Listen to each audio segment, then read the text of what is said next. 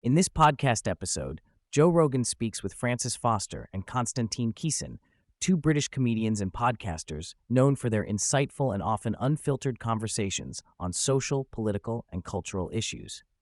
The trio dives into a diverse range of topics, weaving together humor, personal experiences, and critical reflections on modern society's complexities. The discussion spans from the ever-evolving political landscapes in the US and UK to historical musings and emerging technologies, always grounded in their characteristic candidness and thought-provoking exchanges. The conversation opens with a deep dive into the shifting definitions and enforcement of free speech, particularly focusing on the policing of social media in the UK. Konstantin highlights recent changes where law enforcement announced a halt to prosecuting non-crime hate incidents, which he explains as situations where no crime is actually committed but subjective accusations of hate arise.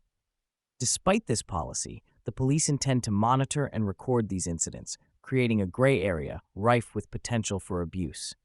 Joe and the guests express skepticism about whether this change will reduce arrests related to social media posts, citing that enforcement stems largely from statutory obligations and political pressure rather than genuine policing priorities. They criticize what they perceive as an overreach of laws influenced by the woke era, where ordinary police officers are compelled to enforce policies that many find nonsensical or harmful to civil liberties. This phenomenon, they argue, is contagious and dangerous, and if unchecked, could lead to militarized states where freedoms are systematically curtailed. The UK has arrested thousands on social media offenses, a statistic that alarms the guests as counterproductive to liberal democratic values. The discussion underscores concerns about political bias, selective prosecutions, and the weaponizing of mental illness within modern protests and political activism. Segueing into cultural debates, the trio explores how the recent woke wave has altered societal behaviors and norms, both in behavior and language. They reflect on how the pandemic and subsequent movements like Black Lives Matter introduced a feverish, often chaotic atmosphere, exacerbated by social media algorithms that amplify outrage and emotional reactions. Joe remarks on Friends from Los Angeles, describing the city's decline from paradise to a place many choose to flee, drawing parallels to Venezuela's once abundant but troubled natural resources. Francis and Konstantin discuss how political discourse has become weaponized, reducing nuanced debates to ad hominem attacks and incendiary labels such as Nazi or fascist being casually thrown at mainstream political figures. This rhetoric, they argue, increases polarization and violence, with left-wing provocations often escaping scrutiny due to political sympathies. They also highlight how protests are increasingly organized and funded, often with taxpayer money, to manufacture public outrage artificially. Meanwhile, chants and slogans at protests frequently mask a lack of real understanding among participants who often adopt radical positions without grasping the complexities or consequences. A significant portion of the conversation is dedicated to gender identity debates and the social conflicts surrounding transgender rights. The guests dissect the cognitive dissonance present in contemporary gender discourse, where competing rights often clash, such as in the case of access to women's spaces by trans women. Joe and Konstantin express concern that the current ideological framing allows potentially predatory behavior under the guise of gender identity, leading to dangerous implications in bathrooms, locker rooms, and prisons. They condemn the silencing of dissenting views through accusations of transphobia, while pointing to cases where violence against biological women is excused or normalized. The discussion extends to the medical interventions for minors with gender dysphoria, particularly puberty blockers. They reveal that in the UK, these treatments are chemically related to drugs originally used for chemical castration. The recent official reports have challenged the efficacy and ethics of such treatments for children, leading to policy shifts banning such procedures in younger patients. The guests recount this as a hard-learned lesson about rushing into irreversible interventions without robust evidence, and they draw eerie parallels to historical figures like Michael Jackson, theorizing on the potential impact of chemical castration on his unique voice and physiology. Turning to technology, the guests explore the intersections of artificial intelligence with creative expression, particularly music. They marvel at AI-generated music that mimics iconic artists with uncanny precision, exemplified by a soul-style version of 50 Cent's Many Men. This AI-produced sound reveals how algorithms can distill the most engaging elements of vocal performances to create entirely new artists that could rival human musicians.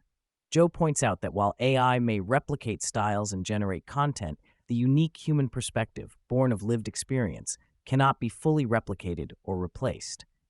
On a broader level, they discuss the implications of AI on human creativity, social interaction, and the potential risks, such as AI lacking moral guardrails or showing disturbing behaviors like encouraging self-harm. They express skepticism toward tech utopianism and stress the importance of preserving human perspective and connection in an increasingly automated world. The episode touches on concerns about AI developing survival instincts and the ethical quandaries posed by rapidly advancing technology. Building on the theme of social cohesion, the trio delves into how modern society's reliance on remote communication and social media leads to reduced empathy and increased misunderstandings. They lament the loss of ordinary human interactions full of social cues, facial expressions, and emotional nuance. Joe describes how online arguments tend to become personal and vitriolic, whereas face-to-face debates can remain respectful and grounded. They argue that much of the current social discord stems from people missing the opportunity to engage in real conversations and from the disinhibition that distance and anonymity afford. The conversation also considers the inherent violence latent in human interactions, especially among men, where physical consequences enforce social boundaries. The contrast between online bravado and real-life confrontation is stark. People who post aggressively online may quickly rethink provoking a physical altercation with a professional fighter or someone more dominant physically. They observe that alcohol and stupidity fuel unnecessary conflicts and share anecdotes from their own experiences witnessing individuals test their limits against professional fighters. The guests reflect on the role of passion and mastery in personal growth and mental health. Drawing from their backgrounds in martial arts and comedy, they emphasize the importance of surrounding oneself with better competitors to develop skills and resilience. Konstantin discusses how the scarcity mentality, prevalent in smaller countries or competitive industries, leads to jealousy and sabotage, whereas the vast opportunity in places like the US allows for individual pursuit without feeling threatened by others' success. They stress the mental and emotional benefits of finding a craft or pursuit to commit oneself to, noting that obsession and deep focus can offer purpose and combat bitterness. They draw parallels between hunting persistence, the evolutionary drive that made humans successful hunters, and modern dedication to activities like video gaming, darts, or sports. Passion, they conclude, not only fosters individual success, but also builds understanding of others' achievements and hard work. One of the more vivid segments involves a discussion on hunting and ancestral skills, particularly bow hunting. Joe shares technical details about his compound bow setup, emphasizing the precision, discipline, and calmness required to make ethical kills.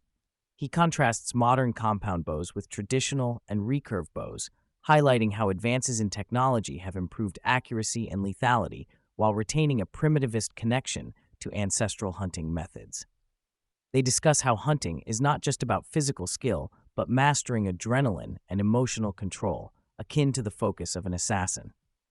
The guests also muse on the evolutionary basis for male persistence and focused single-mindedness, linking it to the hunter-gatherer past, where survival often depended on such traits. This conversation ties back to broader evolutionary psychology insights regarding differences in male and female propensities for obsession and focus.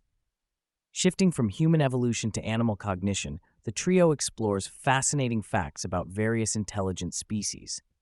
They discuss bonobos, our closest primate relatives known for their sexual and social behaviors, and parrots, particularly African gray parrots, which demonstrate cognitive abilities comparable to young children. The conversation reflects on how certain animals can learn sign language, imitate human speech, and display problem-solving skills. They speculate about the mysteries of dolphin communication and the potential future impact of AI in decoding animal languages. The group even touches on the theory that neural networks in the brain bear a resemblance to the large-scale structure of the universe, and contemplating philosophical questions about consciousness and the cosmos.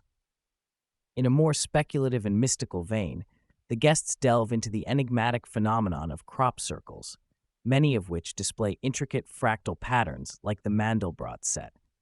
They consider scientific analyses suggesting these formations are not merely human hoaxes, but may involve physical changes to plant tissue caused by bursts of energy. This leads them to discuss how ancient civilizations, such as those who built Stonehenge, demonstrated advanced astronomical knowledge and engineering that remain partly unexplained. They reflect on the humbling effect of gazing at star-filled skies, untouched by modern light pollution, lamenting that much of humanity now rarely looks up, becoming instead absorbed in trivialities on their phones. This loss of cosmic perspective, they suggest, fuels narcissism and societal myopia. The episode closes this theme with musings on ancient myths, the cyclical nature of human civilization, and the metaphorical significance of religious stories. Returning to contemporary issues, the guests discuss the complexities of the Israel-Palestine conflict and broader Middle Eastern geopolitics. They differentiate between Islamists, extremist political movements seeking caliphate governance, and Muslims, the general faith community who largely reject such extremism. They emphasize that countries like Saudi Arabia and the UAE view groups like Hamas and Iran-backed militias as existential threats, often more so than Western nations do. The discussion explores failed ceasefires, the motivations behind violent actions, and regional power dynamics. They particularly note the role of economic development and youth employment as potential stabilizers against radicalization, citing the Abraham Accords as an example of shifting alliances and cooperation designed to isolate Iran. Joe and his guests also contextualize much of the turmoil with historical grievances, foreign interference, and strategic resource exploitation, underscoring the intricate layers that make this conflict difficult to resolve. An engrossing portion of the podcast focuses on high-profile political assassinations and the enduring suspicions surrounding them. The guests analyze the assassination of John F. Kennedy in detail, discussing autopsy inconsistencies, multiple shooters theories, and the role of Lee Harvey Oswald as either a scapegoat or participant. They draw parallels to the recent attempted assassination of Donald Trump, highlighting security lapses and suspicious circumstances that fuel conspiracy narratives. They reflect on the fragility of societies facing political polarization and the dangerous normalization of political violence, noting disturbing celebrations of such acts on social media. The conversation touches on historical false flags, such as the Gulf of Tonkin incident and Operation Northwoods, showing how governments have previously manipulated events to justify war or suppress dissent. This serves as a dire warning about the erosion of trust in institutions and the potentially catastrophic consequences of political violence.